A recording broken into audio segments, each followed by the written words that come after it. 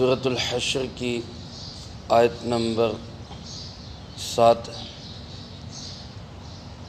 الحمدللہ وکفی والسلام علی عبادہ الذین اصطفی، خصوصاً علی سید الرسل وخاتم الانبیاء وعلی آلہ واصحابہ الاتقیاء۔ اما بعد فاعوذ باللہ من الشیطان الرجیم، بسم اللہ الرحمن الرحیم۔ ما افاء اللہ علی رسولہ من اہل القری فللہ وللرسول ولذی القربى والیتامى والمساکین وابن السبیل کی لا یکون دولة بین الاغنیاء منکم، وما آتاکم الرسول فخذوه وما نهاکم عنہ فانتہوا واتقوا اللہ ان اللہ شدید العقاب۔ للفقراء المہاجرین الذین اخرجوا من دیارہم واموالہم یبتغون فضلا من اللہ ورضوانا وینصرون اللہ ورسولہ اولئک هم الصادقون۔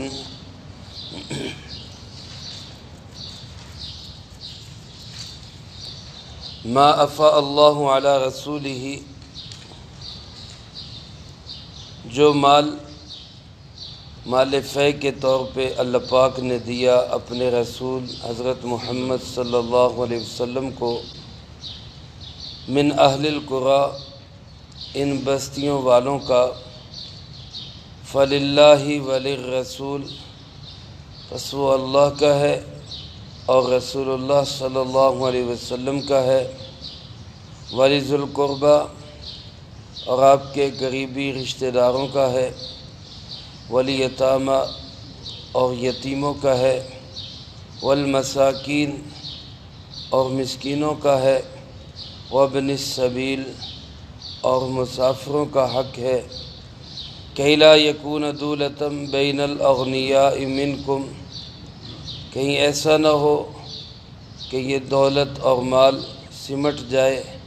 تم میں سے صرف مالداروں کے ہاتھوں میں۔ وما آتاکم الرسول فخذوا، اور جو کچھ تمہیں دیں رسول اللہ صلی اللہ علیہ وسلم سو اس کو لے لو۔ وما نہاکم عنہ فانتہوا، اور جس چیز سے تمہیں روک دیں سو اس سے باز آ جاؤ۔ واتقوا اللہ، اور اللہ سے ڈرتے رہو۔ ان اللہ شدید العقاب، کوئی شک نہیں کہ اللہ سخت سزا دینے والے ہیں۔ للفقراء المہاجرین، اور یہ مال خاص طور پہ ان فقراء و مہاجرین کا حق ہے، الذین اخرجوا من دیارہم واموالہم، جن کو نکال دیا گیا اپنے گھروں سے اور اپنے مالوں سے، یبتغون فضلا من اللہ ورضوانا، اور وہ متلاشی ہیں اللہ کے فضل کے اور اس کی رضامندی کے، وینصرون اللہ ورسولہ، اور مدد کرتے ہیں اللہ کی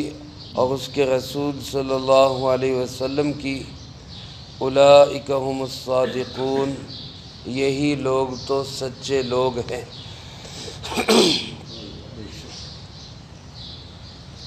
اس سے پہلی آیات مبارکہ میں غزوہ بنو نذیر کے تناظر میں اللہ رب العالمین نے ان سے حاصل ہونے والے مال کو مال فے قرار دیتے ہوئے یہ بات ارشاد فرمائی کہ اس میں تمہیں کوئی بہت زیادہ جنگ نہیں کرنی پڑی، تمہیں لڑائی یا فوج کشی یا لشکر کشی نہیں کرنی پڑی، بلکہ اللہ رب العالمین نے اپنی قدرت سے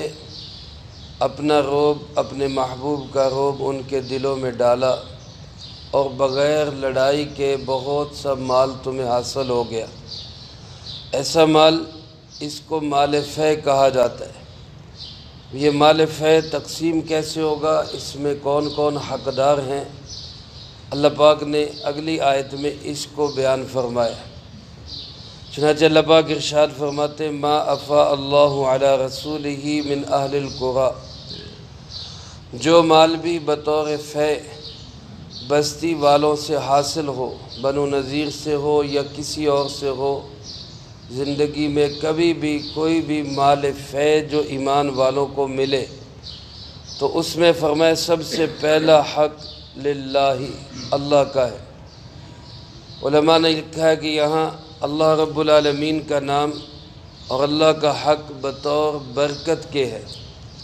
ورنہ اللہ پاک کو تو مال کی ضرورت نہیں ہے، نہ ہی اللہ کو ہم مال فے میں سے کوئی حصہ دے سکتے۔ اصل جملہ اگلا بولنا ہے کہ وللرسول، وہ مال رسول اللہ صلی اللہ علیہ وسلم کا ہے، یعنی آپ حاکم ہیں اور حاکم ہونے کی حیثیت سے وہ آپ کا اختیار ہے کہ آپ اس کو جیسے مناسب سمجھے خرچ کریں۔ کچھ مصارف اللہ پاک نے بتا دیے کہ وَلِذِي الْقُرْبَى، وہ آپ صلی اللہ علیہ وسلم کے قریبی رشتہ دار اس کے حقدار ہیں، چنانچہ آپ صلی اللہ علیہ وسلم نے اپنی قرابت والوں کو دیا۔ دوسری جگہ 10ویں پارے کے شروع میں اللہ پاک ارشاد فرماتے جو مال غنیمت حاصل ہو فَأَنَّ لِلَّهِ خُمُسَهُ وَلِلرَّسُولِ،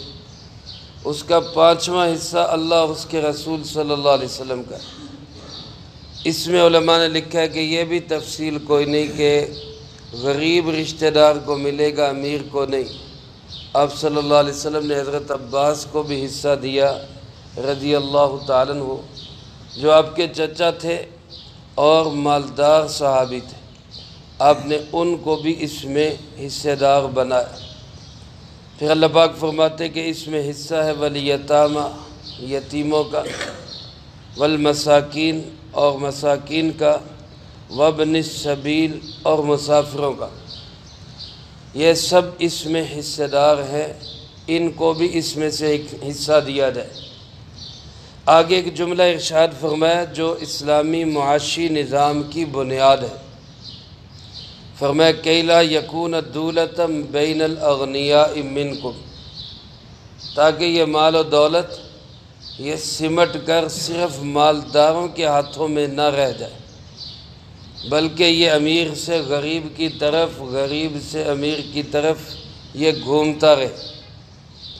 میرے عزیز دوستو، اسلام کے اندر مال جمع کرنا اور بالخصوص عیش و عشرت اور دنیاوی عیاشیوں کے لیے جمع کرنا یہ سخت ناپسندیدہ ہے۔ اللہ رب العالمین نے سورۃ الہمزہ میں فرمایا وَيْلٌ لِكُلِّ ہُمَزَةٍ لُمَزَةٍ الَّذِي جَمَعَ مَالًا وَعَدَّدَهُ، ہر طعنہ دینے والے، طنز کرنے والے، الزام لگانے والے پر اللہ کی لعنت ہو۔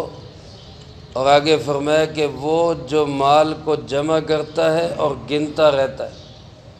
یعنی ہر وقت اسی فکر میں ہے کہ میرا مال بڑھ جائے، میرا مال بڑھ جائے، یہ بندہ اللہ رب العالمین کا پسندیدہ نہیں ہے۔ ہاں ضروری اخراجات پہ خرچ کرے، اس کے ساتھ ساتھ اگر اللہ پاک مال جمع کر دے تو وہ اللہ کی نعمت ہے، اللہ کا فضل ہے۔ اب ضروری اخراجات کیا ہے کہ زکوٰۃ ادا کرے، صدقۃ الفطر دے، قربانی پہ خرچ کرے، پھر اسی طرح اہل و عیال کا خرچ ہے، بیوی کا خرچ ہے، بچوں کا خرچ ہے، اسی طرح بھائی بہن نادار ہیں تو ان کا خرچ ہے، ماں باپ اگر وہ مستحق ہیں، غربا ہیں، ان کا خرچ ہے۔ مقصد کیا ہے کہ دولت سمٹ کر چند ہاتھوں میں ایسی نہ ہو جائے کہ وہ اس پہ سانپ بن کے بیٹھ جائے۔ یہ سرمایہ دارانہ نظام، یہ یورپ اور امریکہ کا جو نظام ہے، اس میں معاشی نظام میں یہی کہ بس جمع کرو، جتنا ہو سکتا ہے جمع کرو۔ اور اسلام میں کیا ہے کہ جمع بھی کرو، حاصل بھی کرو، خرچ بھی کرو، اس کو سرکولیشن میں رکھو۔ وہ گھومتا رہے، وہ صرف سمٹ کے چند جگہوں پہ چند آدمیوں کی تجوریوں میں وہیں پہ پڑا نہ رہ جائے، اس کو فرمایا کہ اس کو اپنے سرکلر کے اندر لاؤ، تاکہ جب وہ امیر سے غریب کی طرف جائے گا تو کئی لوگوں کا روزگار چلے گا۔ اب آپ دیکھیں نا، صرف ایک حکم ہے اسلام کا قربانی کا، ایک جب قربانی کا حکم ہوتا ہے کتنے لوگوں کا روزگار بنتا ہے، کتنے لوگوں کا، جنہوں نے جانور پالے ان کا الگ روزگار، پھر جو چارے والے ان کا الگ روزگار، حتیٰ کہ جہاں جانوروں کی منڈیاں لگتی ہیں وہاں کھانے پینے کی چیزیں بیچنے والوں کا الگ روزگار، وہاں سے رکشہ اور ریڑھی اور ڈالے والوں کا الگ روزگار، پھر آگے جانوروں کی وہ سجاوٹ کی چیزیں بیچنے والے ان کا الگ روزگار، اور پھر آگے ذبح ہوتے ہیں تو کسائیوں کا روزگار، پھر آگے کھالوں والوں کا روزگار، یعنی ایک اسلام کے حکم پہ کتنے بندوں کا روزگار چل جاتا ہے، اور لاکھوں کروڑوں نہیں اربوں کا جو پیسہ ہے وہ ایک دو تین دنوں کے اندر سرکولیٹ ہو جاتا ہے اور گھوم جاتا ہے۔ اسی طرح جب اسلام کا معاشی نظام آئے اور مال و دولت اسی طرح وہ گردش کرتا رہے تو پھر کوئی بندہ بے روزگار نظر نہ آئے، لیکن جب معاشی نظام اسلام والا نہیں ہوگا، دولت کو سمیٹ کے جمع کر کے رکھا جائے گا، تو پھر کیا ہوتا ہے کہ امیر تو امیر تر ہوتا چلا جاتا ہے اور غریب جو ہے وہ غریب سے بھی غریب تر ہوتا چلا جاتا ہے۔ آج ہم اس کا مشاہدہ اپنی آنکھوں سے کر رہے ہیں۔ اس سے میرے عزیز دوستو، اسلام نے بنیاد یہی دی کہ دولت جمع نہ ہو، سمٹے نہ، اکٹھی نہ ہو، اس کو گردش میں رکھو، یہ گھومتی رہے۔ اسی لیے بینکنگ کا جو نظام ہے بنیادی طور پر وہ سرمایہ دارانہ نظام کی ایجاد ہے، اسلام کی ایجاد نہیں ہے۔ اسلام تو مال کو جمع کرنے کے حق میں ہی نہیں ہے۔ تو اللہ پاک ارشاد فرماتے ہیں کہ اس مال کو فقراء، مساکین، غرباء پہ خرچ کرو تاکہ یہ سرکولر میں رہے، گردش کرتا رہے، سمٹ کے جمع نہ ہو۔ اور فرمایا وما آتاکم الرسول فخذوا، جو اللہ کا رسول تمہیں دے اس کو لے لو، اور وما نہاکم عنہ فانتہوا، جس چیز سے تمہیں روکے اس سے رک جاؤ۔ اس میں حکم بھی داخل ہے، اسلامی احکامات، تعلیمات، اور اس میں مال و دولت بھی، یعنی جناب نبی پاک صلی اللہ علیہ وسلم کی تقسیم پہ اعتراض نہ کرو، یعنی اس کو زیادہ دے دیا، اس کو کم دے دیا، ہمیں تھوڑا دیا، ان کو زیادہ دے دیا، یہ اعتراض نہ کرو، جو مل جائے وہ لے لو، جس سے روک دیں اس سے رک جاؤ۔ اور اس میں احکامات بھی داخل ہیں، تعلیمات بھی داخل ہیں کہ اللہ کا حکم جس طرح ماننا ضروری ہے اسی طرح جناب محمد کریم صلی اللہ علیہ وسلم کی اطاعت بھی ضروری۔ جس چیز سے اللہ منع کرے اس سے رک جاؤ، جس کا اللہ حکم دے اس کو کرو، اسی طرح اللہ کا محبوب صلی اللہ علیہ وسلم جس بات کو کرنے کا حکم دے اس کو کرو، جس سے اللہ کا محبوب صلی اللہ علیہ وسلم روک دے اس سے رک جاؤ۔ فرمایا واتقوا اللہ، اور اللہ سے ڈرتے رہو، ان اللہ شدید العقاب، اس لیے کہ اگر اللہ پاک رحیم ہے، رحمان ہے، غفور اور ستار ہے تو وہ شدید العقاب بھی ہے، بڑی سخت سزا بھی دیتا ہے۔ اس کی سزا سے بچنے کے لیے اللہ سے ڈرتے رہو۔ اور پھر آگے مزید تفصیل کرتے ہوئے فرمایا یہ مال حق ہے بالخصوص للفقراء المہاجرین، ان فقراء کا جو مہاجر ہیں، ہجرت کر کے آئے مکہ مکرمہ سے جناب محمد کریم صلی اللہ علیہ وسلم کے ساتھ مدینہ منورہ کی طرف جنہوں نے ہجرت کی، اللہ پاک نے ان کو فرمایا فقراء۔ اس لیے علماء نے لکھا ہے کہ ہجرت اصل میں وہ ہوتی ہے کہ جب بندہ اپنا گھر بار، مال، مویشی، جائیداد سب چھوڑ کے چلا جائے، پھر اس میں اس کا حق نہ رہے۔ مکہ سے جو ہجرت کر کے مدینہ منورہ آ گئے، تو اب بعد میں جب مکہ فتح ہوا تو جو ان کی زمینیں جائیدادیں، جو ان کا مال و دولت وہاں پہ تھا، وہ یہ نہیں کہا گیا کہ یہ اب انہی کا ہے، نہیں، وہ اب ان کا ختم ہو گیا۔ جب وہ ہجرت کر کے آ گئے، ان کی جائیدادیں ان کی نہ رہی، ان کا مال و دولت ان کا نہ رہا۔ وہاں پہ اگر کسی کا کوئی سرمایہ پڑا ہوا تھا وہ اس کا نہیں رہا، کیونکہ اللہ پاک نے ان کو فرمایا فقراء، یہ فقیر ہو گئے، یہ محتاج ہو گئے۔ فقیر اصل میں کہتے ہیں اس کو جس کی ریڑھ کی ہڈی ٹوٹ گئی ہو، اس کو کہتے ہیں، چونکہ وہ محتاج ہوتا ہے، اسی وجہ سے اس معنی میں فقیر کو بھی کہتے ہیں کہ وہ بھی محتاج ہو گئے۔ تو اللہ پاک نے گویا ان کے متعلق فرمایا یہ فقراء ہے جو ہجرت کر کے آئے، الذین اخرجوا من دیارہم، اپنی مرضی سے نہیں آئے بلکہ مجبور کر کے ان کو ان کے گھروں سے نکال دیا گیا، بے دخل کر دیا گیا۔ مکے والوں نے ستم اور ظلم اتنے کیے کہ ان کو مکہ چھوڑنا پڑا، اپنے مال چھوڑنے پڑے، ان کو وہاں سے زبردستی بے دخل کر دیا گیا، اور وہ چھوڑ کر جو مدینہ منورہ آئے تو ان کا مقصد کیا تھا؟ فرمایا یبتغون فضلا من اللہ ورضوانا، ان کا مقصد صرف اللہ کے فضل اور اس کی رضا کو تلاش کرنا تھا، اور کوئی مقصد نہیں تھا۔ جیسا کہ حدیث پاک میں ہے، آپ صلی اللہ علیہ وسلم نے فرمایا کہ انما الاعمال بالنیات فمن كانت ہجرته الى اللہ ورسولہ فہجرته الى اللہ ورسولہ۔ اعمال کا دار و مدار نیتوں پر ہوتا ہے، جس کی ہجرت اللہ اور اس کے رسول صلی اللہ علیہ وسلم کے لیے، اس کی ہجرت اللہ اور اس کے رسول کے لیے، یعنی وہ کارآمد ہوگی، اس کو فائدہ ہوگا۔ ومن كانت ہجرته الى دنیا، جس کی ہجرت دنیا کے لیے، او امرأۃ، یا کسی عورت کو پانے کے لیے، فہجرته الى ما ہاجر الیہ، تو اس کی ہجرت اسی کے لیے ہوگی جس کے لیے اس نے ہجرت کی۔ تو اللہ پاک نے ان کی تعریف کی کہ یہ جو مہاجر صحابہ آپ صلی اللہ علیہ وسلم کے ساتھ آئے، ان کی کوئی اور نیت نہیں تھی،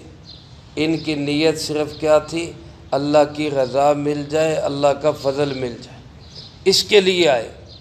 قربان جائیں صحابہ اکرام رضی اللہ تعالیٰ عنہ مجمعین کی عظمتوں کے،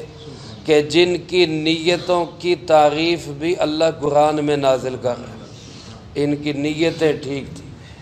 اور فرمایا وَيَنْصُرُونَ اللَّهَ وَرَسُولَهُ، یہ وہ لوگ ہیں جو اللہ اور اس کے رسول کے مددگار ہیں، اس کی نصرت کرتے ہیں۔ اللہ کی مدد اور اللہ کے محبوب کی مدد کا مطلب کیا؟ اللہ کے دین کی مدد، اللہ کے دین کی اشاعت، اس کو پھیلانے کے لیے، اس کی تبلیغ کے لیے دن رات یہ لوگ لگے ہوئے، اسی فکر میں اللہ کا دین ساری دنیا میں عام ہو جائے، اللہ کی زمین پہ اللہ کا نظام چل جائے، یہ لوگ اللہ کے مددگار ہیں۔ اور اللہ پاک فرماتے اولئک هم الصادقون، یقین کرو کہ یہی لوگ سچے لوگ ہیں۔ کن کے متعلق فرمایا؟ صحابہ اکرام رضی اللہ تعالیٰ عنہ، اولئک هم الصادقون، اللہ ان کو سچے قرار دے رہا ہے، تو پھر اس کے بعد کسی غیر نتھو خیرے کا اعتراض کوئی حیثیت نہیں رکھتا۔ جن کی صداقت، امانت، دیانت کا گواہ کون ہے؟ اللہ، پھر اس کے بعد کسی اور کی کوئی ضرورت رہ نہیں جاتی۔ یہ ان کا حق ہے، اللہ پاک فرماتے یہ مال فے ان کو دیا جائے۔ آگے اس کے بعد انصار مدینہ کی عظمتوں کو اللہ پاک نے بیان فرمایا، اس کا تذکرہ انشاءاللہ اگلی فرصت میں آئے گا۔ اللہ پاک سے دعا ہے اللہ مجھے آپ کو سب کو قرآن و سنت کی صحیح سمجھ نصیب فرمائے، اور اس پہ عمل کر کے دوسروں تک پہنچانے کی توفیق عطا فرمائے۔ اللہم انت السلام و منک السلام، تبارکت ربنا و تعالیت یا ذا الجلال والاکرام۔ اللہم اعنا علی ذکرک و شکرک و حسن عبادتک۔ اللہم احسن عاقبتنا فی الامور کلها وأجرنا من خزي الدنيا وعذاب الآخرة۔ اللهم باقية كباقية الوليد اللهم